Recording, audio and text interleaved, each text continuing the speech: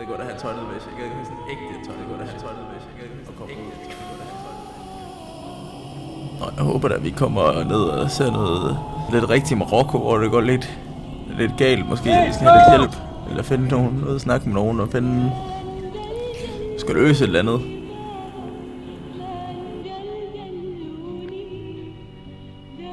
Drømmen er en lang drøm. Jeg kan huske, vi sidder på en bar i Marokko. Alt kan lade sig gøre. Så bare, du ved, sådan... tid til at være på tur uden at have stress på, man. Det tror jeg faktisk, måske det har glædet mig allermest til.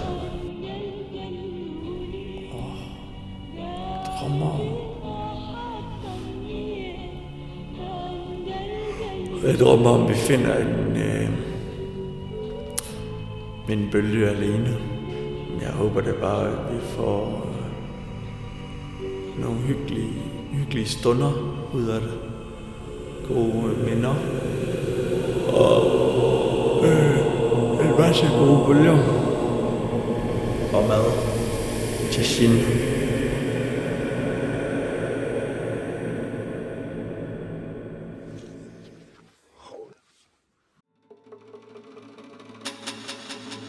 En plus 3 giver 4, en lejebil og en fælles mission. At finde vanvittige bølger og gode stunder. Selv hvis vi skal køre, til vi bliver skøre. Vi har allerede været heldige her på dag 1. Men nok snak. Velkommen til. Jamen, der er 2 fingre. Ja. Jeg tænker, der springer en bombe lige om lidt. Så kommer det bare sådan en kanonkugle løb der, eller sådan der. Jeg håber, at han får nogle fucking gode nogen. Det gør han.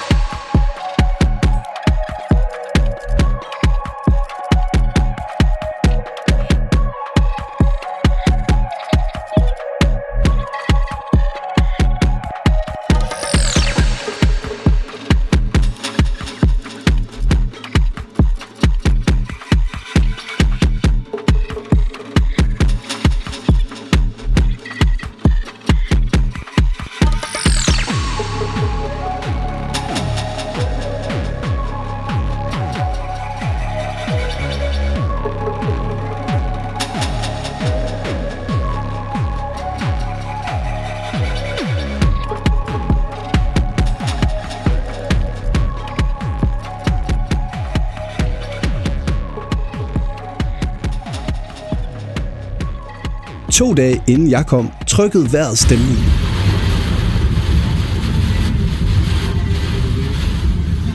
Det var i aften, da det kørte, så ville jeg ikke kunne se.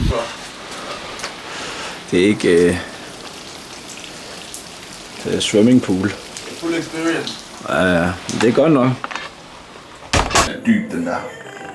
Den der. Prøv at se den. Jeg kan godt se den. Senere den dag fik Bandi bølgen, du kun tager drømme om.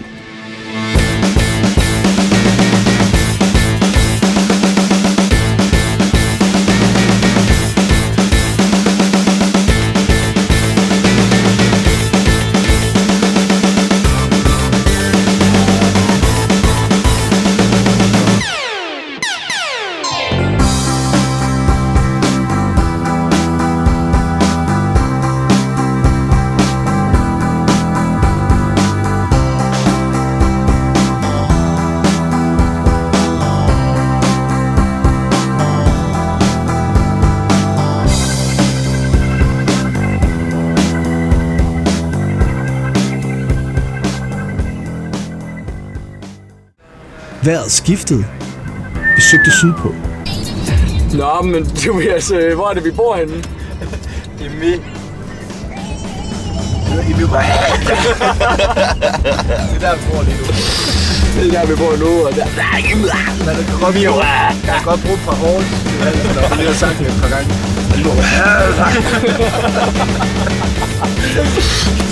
Vi surfede, ja, lidt af hvert. Du ved, det var sådan lidt, ja...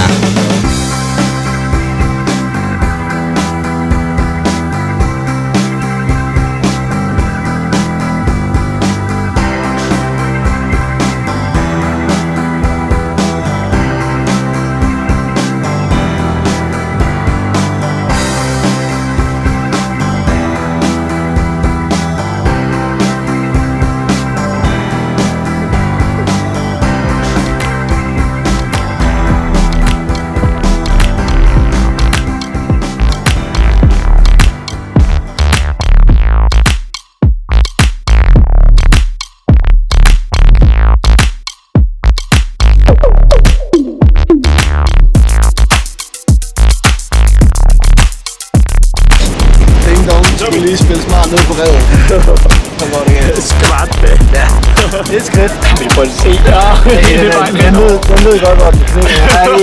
Nej. Det er vildt nok godt. Ja. Okay. Det tårn, jo. Okay. Wow. You want more sauce? Ja. Er det spændende, eller? Ej, jeg drømte fandme lige, at... Så var de begge to. Ja. Jeg tror, du sad og hyggede. At jeg bakkede ind i et eller andet med bilen. Hvad fanden var det, der var lige hul i bagklammen? Ej, shit, mand. Er du sikker på det? Var det en drøm, eller meget? Der var også noget andet med bilen. Okay, prøv lige at falde i søvn igen, så find lige ud af det. Hvad er du galt med den bil?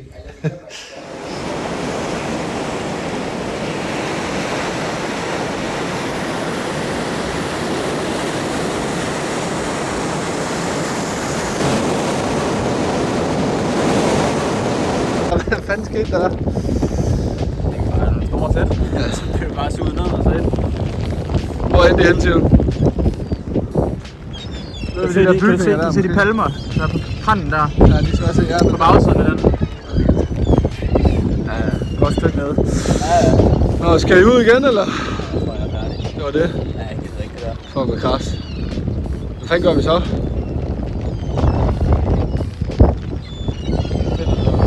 Varmt drikke. Og hvor kører vi så hen?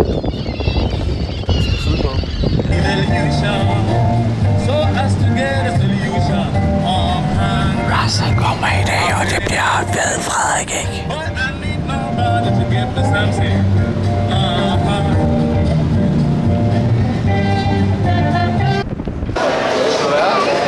Hvad så der? Gem den lige lidt crash. Gem den op med mig,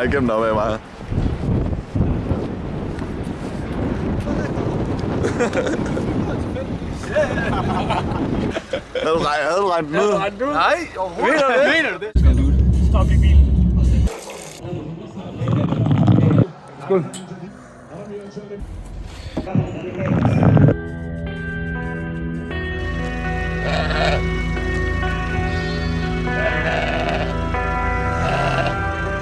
Kør for helvede.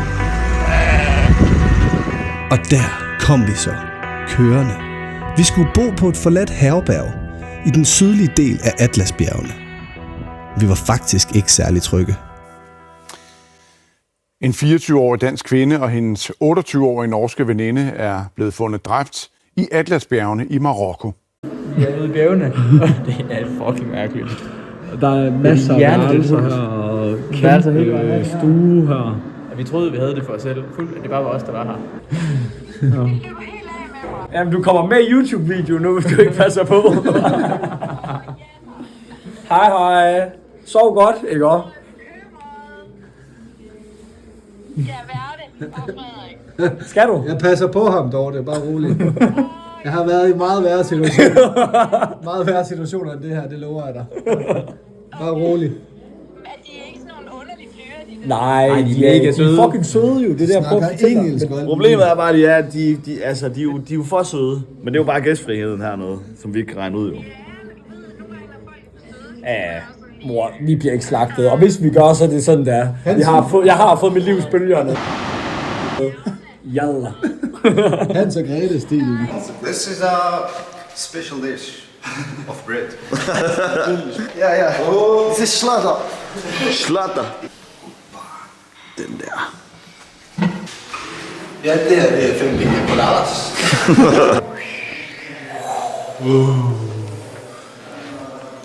Det her, vi har drømmen om hele vores liv. Det er godt sæt, det der. Du har fået noget. Den har lige så hård mave som dig, Anders.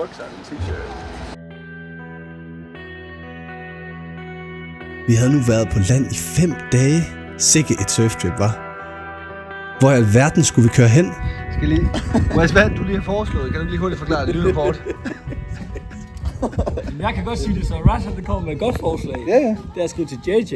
Ja, som så skal arbejde. A.k.a. The Kid. The Kid. Ja. Han fandt bølger på Grønland.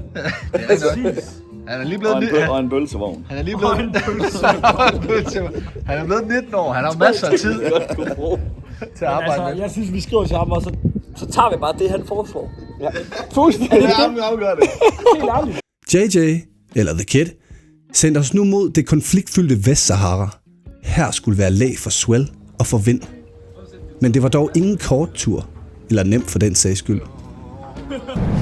Ja, hvor er vi på vej hen, Fred? Vi er på vej ned til Vestsahara. Ja. Der var ingen, der havde troet det, da vi startede op i Sidi Kaugi, da vi nogensinde skulle krydse grænsen. Vi er også stadig lidt på vippen. Der er noget med udlejningsselskabet, der ikke lige helt kan sige helt grønt for at køre ned. Men det er jo Marokko. Jeg har jo aldrig været i Marokko dernede, så det kunne fandme være spændende. Der er vel lidt mere. Er der en time der? Halvanden time? Ja, 2 timer måske. Jeg tror, det var et godt move for bare at køre. Ja.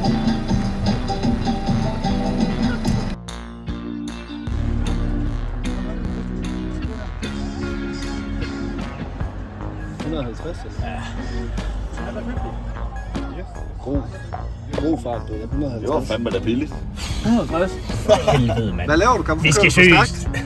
Det var bare ærgerligt. Det var lige der. Der var bare lige sådan et sted, man kun må køre 80. Ja, hvad kører du? Og hvad kørte du? 100? Ja. Hvad koster det? 1500. Ja, den tager du på egen regning, den der jo. 1500? Det mest løgn var, at... Det er ikke så ude. Så kan vi snakke lidt engelsk. Så du 1500 eller 150 dirham? 1500 dirham. Nej. 150. Og han har byttepenge også. 5 minutes later. Hvad så? Hvad skete der her nu? Ingen bøde. Ingen bøde? Han 52. Hvad siger du? Ja, ja. Har du givet ham 50? Jeg gav ham, hvad han ville have. Og så gav han mig 100 tilbage, og så sagde han bare kør. Ses. Ingen bøde, men betaling.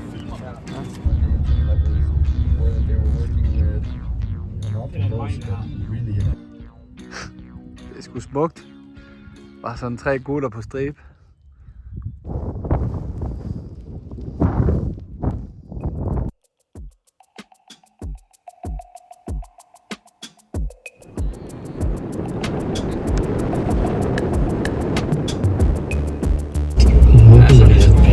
Så på diesel i Sahara. Jeg tror det her, jeg tror grænsen er lige her. Eller hvad? Hvad? Må du stille et spørgsmål? Nej, det kommer ikke op. Tak, Nej, det er bare for lukket nu, så. Hvis vi kører tilbage, så bare kører vi ind til dig.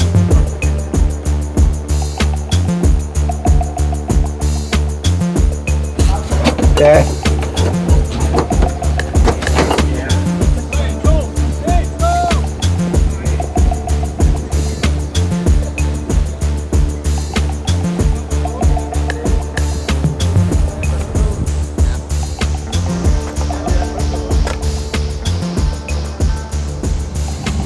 Ja. Rolig. 10 timer på sand, asfalt og drømme. Radbrækket og forvirret. Endelig et surfspot. Alhamdulillah. Inden lynlåsen sippede, sagde de lokale, at en helt var død i dag.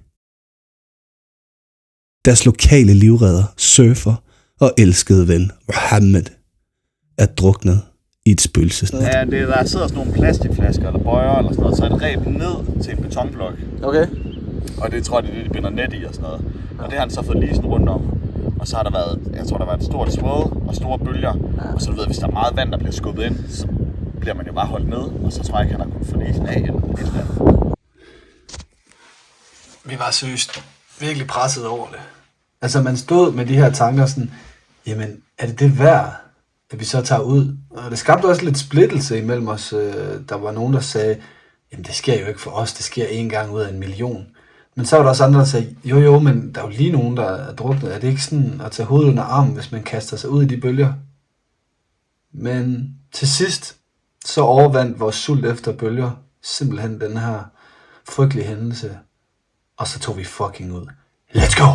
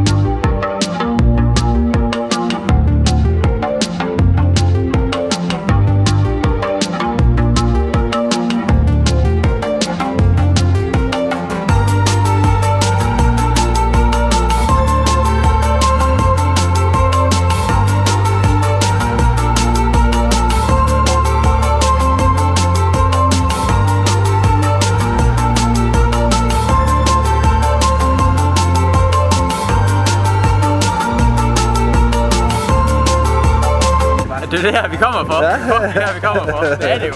Helt alene i vandet, bare os og dig, der filmer. Ja. Det mangler lige dig derude, desværre. Nej. Jeg er pensioneret nu.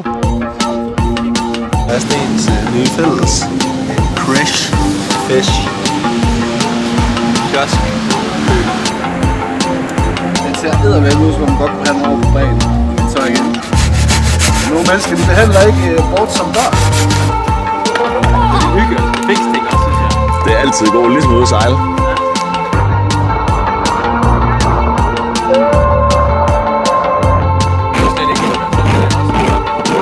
God fix det der.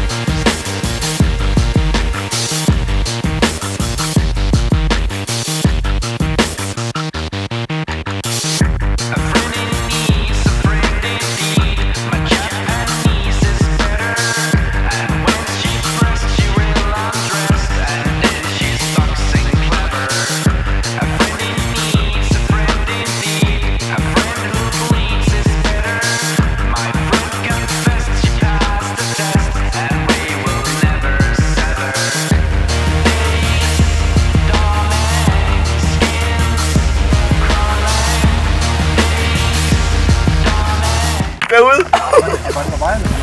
Det var nogle andre.